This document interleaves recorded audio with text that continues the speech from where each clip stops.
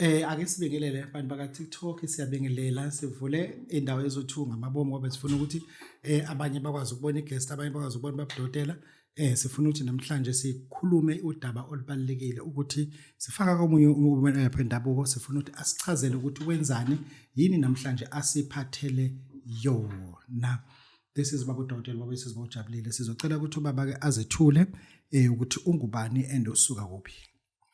Uvuke emalibeni bethu ufile kanti khona sabhunga namathonga. Isihlahla esikhulu sakobhovunga nesophumula amajiji namajongose. Isishaya mhlahla emoyeni intaba sikhala amanzi intaba sidida umndeni. Usimana ngemsebenzi emihle ukuphilisa abagula nokusimamisa abahlwempu. Onhliziyo yakho uvuma kubangoma omhlophe siyavuma. Makhosi wahleka bhovungani. Ngiyanibingelela nonke makumbama nomhlaba. Cool. Ithimi yakho namhlanje ethi yeka umlahla nkosi. Ngifuna siyiphathe lena. Yeka ukusebenzisa umlahla nkosi. Ufuna ukuthini kubantu noma uzothini kubantu? Kuhle abantu ukubambulela nokubacebisa nokubafundisa nokubacathulisa ngezempilo. Ngoba kuyingxenye yempilo lokuthi abantu sibafundise ngezamasiko, ngezomsamo, ngezegceke, ngezemimoya. Abantu ngifuna ukuthi babe nolwazi bambuleleke ukuthi mabayeke impande noma isihlahla ekuthumla hlankosi. Bayeka entweni enjani na ekulandeni imimoya namadlozi namathonga nezithunywa nengilosi. Ngoba le moya elandwa ngomlahla nkosi usitshela ukuthi uyayifaka le moya kanti uyayilahla. Umlahla nkosi uhlobo lesihlahla oluhlanganiswa nezinye izihlahla ukulapha umkhubo othize empilweni yomuntu. Umlahla nkosi awumuhle kahle ekulandeni amadlozi emathunini ngoba idlozi uthi uyalifaka ekhaya kanti ulahla wena ungazi. Le nhlanhla othi uyayilanda ngokulanda abantu abadala uthi ufuna ikhala lakhe, ufuna impilo ephambili, ufuna imali bekhona kanti ngusulahla inhlanhla yemali ngokulahla izidalwa. Njalo ngonyaka nefaka izidalwa nimisa umsamo. Kungane ngaso sonke isikhathi kuzofanele ukuthi umsamo kuthiwa kuyolandwa amadlozi. Kade izolo lokhu kungeniswa amadlozi kusasa sekunekhehle elikhala esangweni lithi lifuna ukungena lemile lithenke njengamanje selize ligulisa umndeni. Khona umuntu nje manje usenamafithi noma onesifo senhliziyo phakathi kwekhama sethi siyalandela ngomoya. Sithola ukuthi lo muntu ushawa isidalwa esimesangweni umnikazi wekhaya okuyikhehle edala lala ekhaya. Kodwa kade kungeniswa idalwa lasimati. Kuza kanjani into enjalo? Isa ngokuthi nisuke nasebenzisa umlahla nkosi kanti manje nithema nifaka mayeflathela umprofeti obezofaka noma inyanga zase iphuma nezidalwa ngoba asikwazi ukuhlala isidalwa ekhaya ekubeni usilahla wena ngesihlahla sokusikhipha. Sure. Kunabantu njengamanje abangafisa ukwazi ukuthi siyafuna ukubangenisa abantu abadala. Uma kuthiwa siyabangenisa ibalekile into ukuthi siqale ngokuhlola noma siqale ngokubangenisa bese sigcina ngokuhlola ukuthi bangene kahle. Ake siyicacise lapho. Uqala ngokuhlola ubheka ukuthi iziphi izingqina bezingaba khona noma uqala ngokubangenisa ugcina ngokuhlola ukuze bangeneni kwenzeka njalo ukusinike lapho. Umuntu mayizothenga ukhamba lokulanda izidalwa emathuneni. Angikhathali nifihla. Ake siqale nje ngifuna la nje ukuthi ngifuna ukubangenisa ke. Funa ngiqale ngokuhlola noma ufuna ngibangenise mase ngiphinde ngihlole ngizwe ukuthi bangenile yini. Ake siusicacisele kuleso sigajana nje. Umuntu uqala ngokuhlola baba esimene esinje ngoba awuzumbuleleke ukuthi lento oyoyenza uzoyenza ngakho noma ungahlolanga. Manje mina mawuthi ukuthi useSoweto ngiyakuhlolela efonini. Wena? Yebo umuntu omdala. Okay. And njengamanje sikwisizini yokuthi efonini sihlola ngo500, esigodlweni sihlola ngo300. Yebo manje kuthe masiyokwenza umgidi kavuma adlozi lami. Sase siphothula ngokuthi efonini ziyashintsha inhlelo zokuhlola seku500. Esigodlweni ziyashintsha inhlelo zokuhlola seku300. Nalapho silawulwa amakhehla umuntu omdala. Asizenzeli ngokuthanda kwethu. Ngiyayifuna lento ukuthi ngithanda ukuthi ake sibuyele kulomgidi lona. Ngizwile ukuthi kulomgidi obukhona abantu abaningi bebefuna ukuhlolela ocingweni. Isiphi isikhathi umuntu ukhokha nini mebhuke lokuhlolelwa and mase ukuhlolelwe nini? Ukhokha manje umhlolele manje noma ukhokha useTexini ufuna wehle eTexini ngenxa ukuba matasa babudokotela. Umuntu ubhuka namhlanje ahlolelwe kusasa. Umuntu ufaka namhlanje iorder lakhe lama product aphosele kusasa. ngokuthi nginabasebenzi engibambisene nabo ukuba silekelelane emsebenzini wedlozi ngenxa yobuningi bomsebenzi. Manje ukwazi ukuthi uthi ubhuka manje mawusuthi ufuna ngohlolele manje. Okay. Kanjani ngoba ufike manje kunabantu ababhukha izola abangakahlolelwa. Kumele sambe ngeprocedure eright ukuze wonke umuntu athole isikhathi sakhe ngokwe-appointment yakhe. Ngiyakuzwa kahle. Emini umuntu omdala sisuke lapho sigijima ngomoya esigodlweni kubantu abazohlolelwa live. So umgidi njengeyinsebenzo emini sisuke senza izinsebenzo zabantu abathi kehlele ngakuku ngicela ungibambe ngezandla zakho. Ngicela ukuzikhulumela mina nawe mathupha umlomo nomlomo. So ngalokho ke sisebenza sikwenza ngedaytime. So uma sezithi 7 o'clock after ngoba ngo-6 ntambama kunomkhuleko kune-press service esiyenza njalo ngo-6 ntambama ukukhulekela izimo zabantu. So uma sezithi 7 o'clock sisuke singenelela kuma-online consultations. Ngafuna ukukhulekelwa ngo-6 ntambama ngenza kanjani ngikuthinta kweyiphi inamba mengithi ngifuna ukuthi ungifake kulo mkhuleko 0647881787.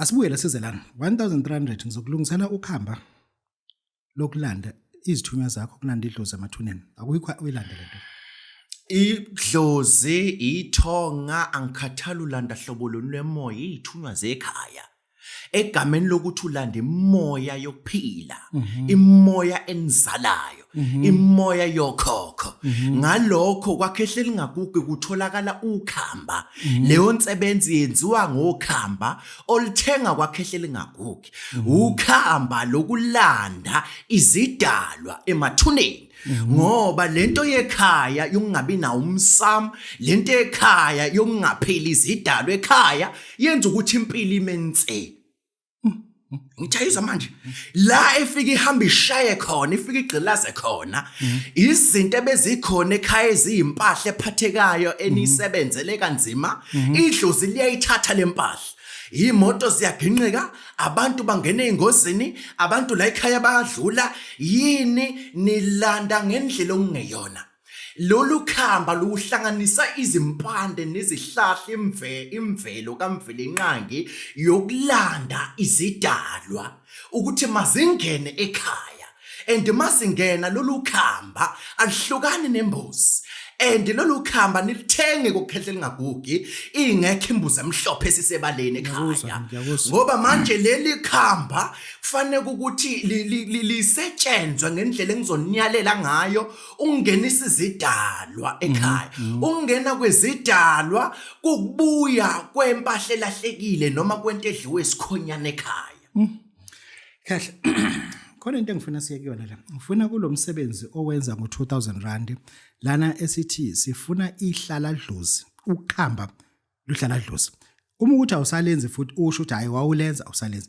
akungene lapho kahle insebenzo yehlala dlozi okuwukhamba lesibili ayihlukani nokhamba lokuqala insebenzo ukulanda izidalwa emathuneni angisebenzi mina leli temu lokuthi idalwa ilandwa ngaphandle kwesako kuyiwa emathuneni okhokho maku ukuthi nashintsha isigodi ebanxiweni kule ngaphesheya senakhe nganeno yiyani ngaphesheya maku ukuthi lo ndawo isiyathengwa abanye abantu iyani noxoxisana nalabo bantu ngoba izidalwa zenu ziyavunguza ziyathilaza ziyazungaza manje mayilokho ezizulazula ehlane zingahlangani nabakubo bemndini zidala umkhuhlane nakubantu behambela emgaqweni manje ukhamba lehlala dlozi lenza ukuthi inakho-ke manje idalwa seniyilandile ukhamba lehlala dlozi lakho umsamo luvusa umsamo ekhaya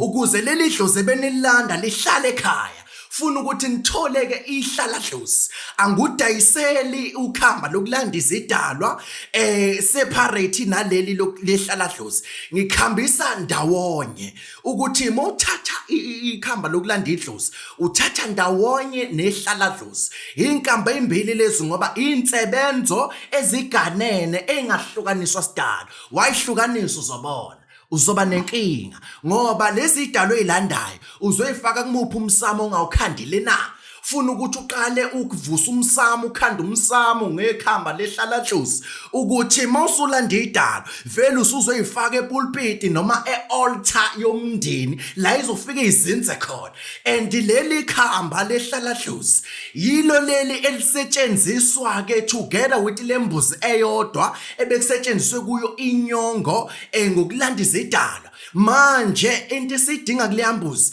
isithebe ke manje ukuthi ke lesi sithebe singena okhambeni lehlalathusi kanti inyongo nomhlwehlwe nokunye kungena okhambeni lelandadlusi uyayibona lembuzi ukuthi iyodwa ikabili isebenza insebenze ezimbili iyodwa siyalanda ngenyongo ngomhlwehlwe nokunye siyenza isithebe simisa izibani ngehlalathusi uzobuza omunye umuntu ukuthi ke ngingakwenza konke lokho mkhulu awunayo into ezikhonkwane ngoba amagceka alula uyagijima konke lokho uyagijima kodwa manje amagceka alula unazo yini izikhonkwane kubalekile ukuthi abantu awusichazele uma unazo ukuthi uneziphi ikhonkwane umuntu omdala zikhona ezegceke kukhona ezibhizinisi okay kukhona ezemoto kukhona efakwe emzimbeni kukhona ezisibaya uvikela imfuyo yakuzwa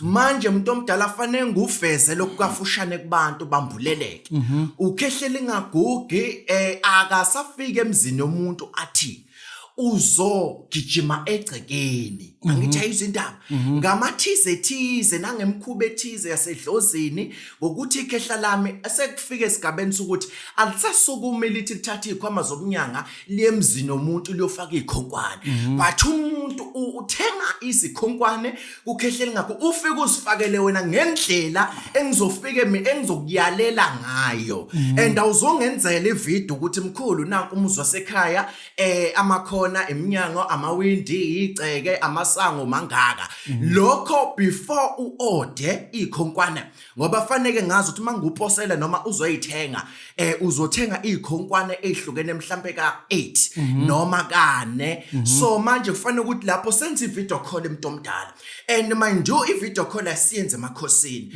ukusho ukuthi masiyenze ivideo call ngiyaphuma ngaphandle kwasemakhosini so ukwenzani ukuqinisekisa ukuthi iminyango ngikhombisa negcekeni kini u3 amawindi mangaka isango lingaka ukuze ngizokufakela ikhonkwane ezilingene ikhaya ngiyakuzwa angithi sinike number khehle 064 788 1787 babu dothe boyiseza sisawuphuza udrink siyabonga goodbye sokhulumana thank you